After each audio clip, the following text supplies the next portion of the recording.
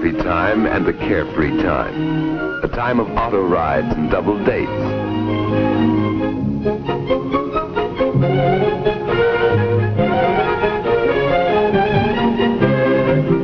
It's a time of fun, of pranks and jokes, of ice cream cones and chocolate sodas. Youth is a time for getting a job, for finding one's place in the world. But sometimes in these troubled days, the very thoughtlessness of youth has led to a living nightmare. Addiction to drugs, too often acquired with tragic carelessness, may take control of a life and force actions not dreamed of before.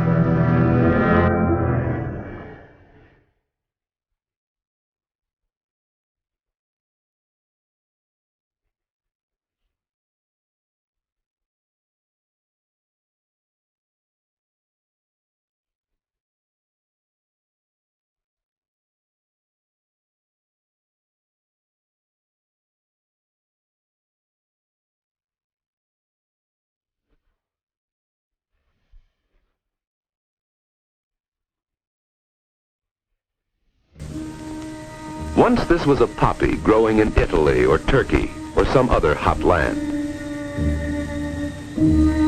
The dried juice of this plant produces opium, a powerful drug. Contained in opium is morphine, used by doctors to relieve severe pain. From morphine comes heroin, outlawed even medically from the United States. These and other derivatives form the group of drugs called opiates. Opiates are classed as depressants.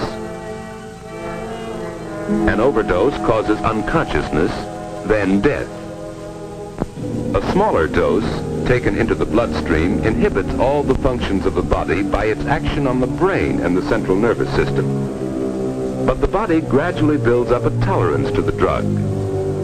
More and more is needed to produce the same effects. After continued use, the body acquires a physical dependence on opiates, so that withdrawal of the drug causes a brief but violent illness until the body can make a readjustment.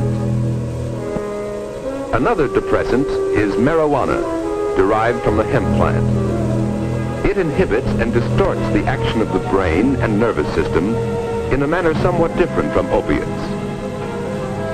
A third drug, cocaine, is derived from the leaves of the coca plant. Its action is different from that of the depressants. When cocaine enters the body, it has a strong effect on body functions by acting as an irritant on the brain. Cocaine causes unusual and often unpredictable feelings and actions. Instead of physical dependence, marijuana and cocaine cause profound mental and emotional disturbances. A large overdose of cocaine causes convulsions, then death. Government agencies charged with the enforcement of narcotics laws have been able until recently to decrease steadily the number of addicts in the United States. These addicts have included persons in every walk of life. Some are petty criminals who will remain drug addicts all their lives. Many addicts come from teeming slum areas where human misery runs high. But the grim specters of heroin, marijuana, and cocaine are not confined to any area or to any group. Wherever there is a troubled personality, no matter how hidden or unrecognized, there may be a seedbed for drug addiction. So unpredictable is this habit that occasionally even one who knows the dangers may become addicted before he realizes it.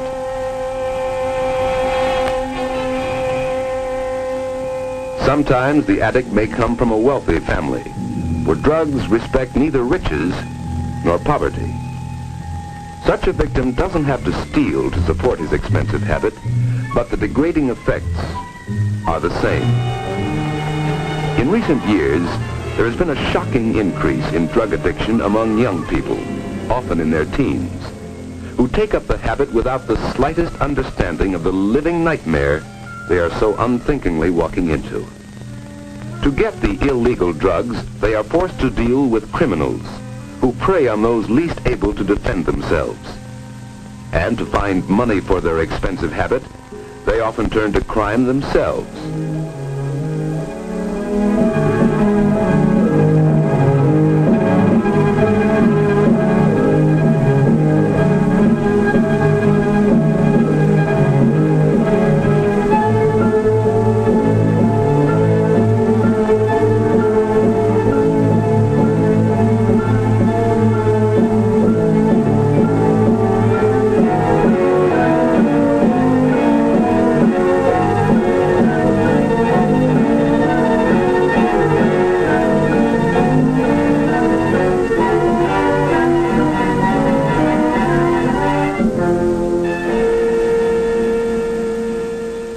Down under his foot, and I found this envelope with 6 caps in it. Here's a chemical lab report on it. It's heroin. What do you have to say, Demelon? Let's see your arms.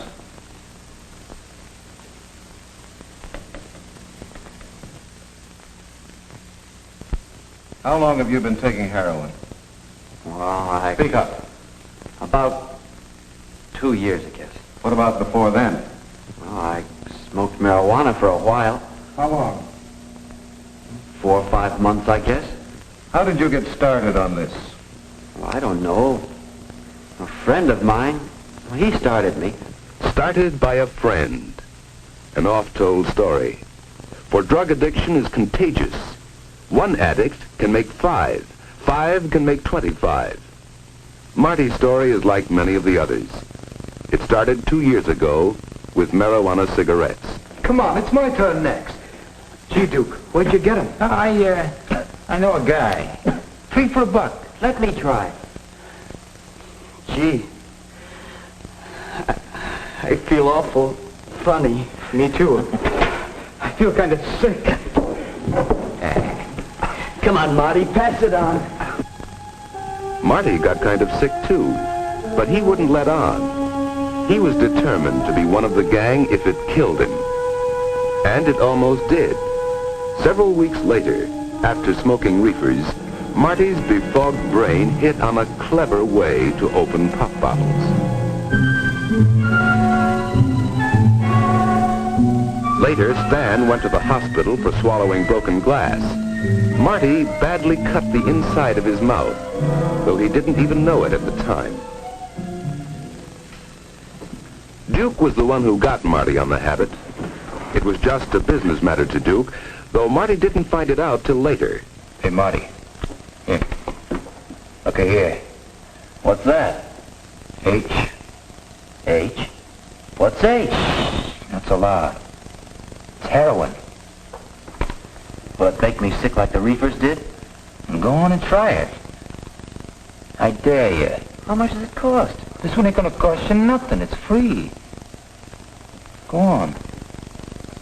I dare you. In his ignorance, Marty took that dare, little knowing the eventual horror that lay in the deadly white powder.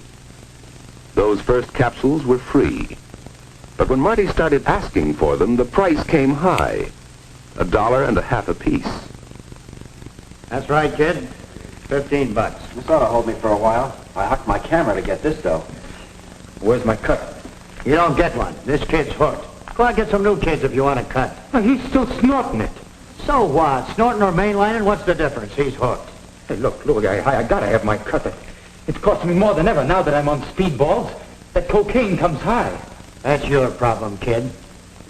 So, you're snorting it, huh? Yeah. Well, don't be a sucker. You're wasting it that way. Use a needle. Is that what you do, Louie? Listen, kid, I ain't on the stuff. Don't ever think I am. Yeah, sure. Like I'm doing it, see? Mainlining it. Don't it hurt? Yeah, sure, some. I guess that vein will give out someday. But the stuff costs too much to waste it. That's right, kid. You ought to go on the needle. Nah, I don't want to punch myself full of holes like that.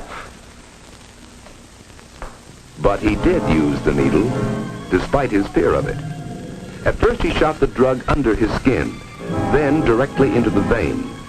As his body gradually built up a tolerance, he needed more and more of the drug. There was no pleasure in it for Marty. It was a bodily demand. He was using 4 or 5 caps a day now, They cost him $7.50, $52.50 a week. It was more than his salary at the store could pay for.